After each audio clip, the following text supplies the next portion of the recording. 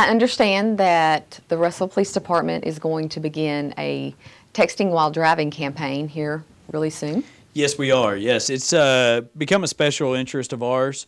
And, you know, it's something that it distracts people to the extent to where you could even say that they are possibly driving like a drunk driver due to the fact that they are texting or doing any type of media exchange on their phone.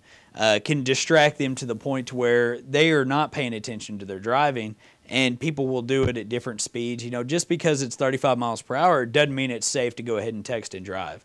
All it takes is a little bit. I mean, you see it, the center turn lane there is just two lines that are in the middle of the road, and there's nothing preventing you from crossing. And a head-on collision at 35 miles per hour can be fatal. And so that right there just allows, you know, basically the idea is we're trying to stop people from texting and driving, trying to prevent them from being involved in a serious injury, being involved in something that could possibly injure them or somebody else.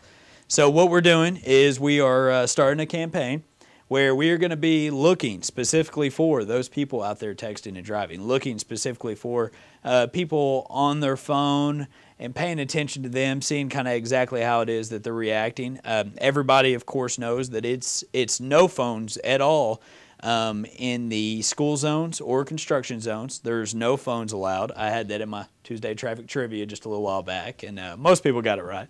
But it's no cell phones at all during those places, specifically because those are areas where you have so many people.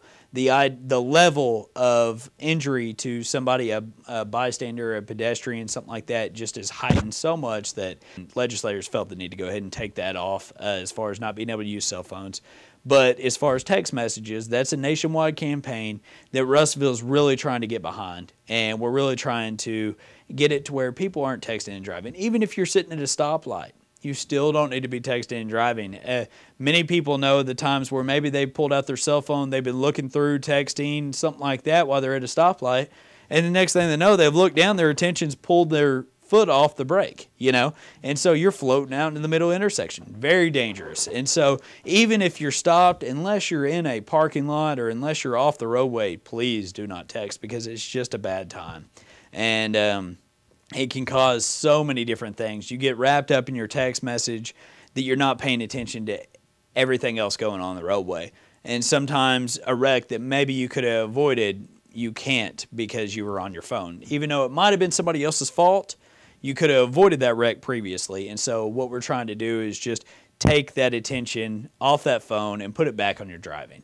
And that's the biggest thing we're trying to do right now. It was even the other day, I made a traffic stop the other day where somebody was on their phone texting, but I actually did not write them a ticket for texting. I wrote them a ticket for crossing the center turn lane because whenever they were texting, it caused them to swerve.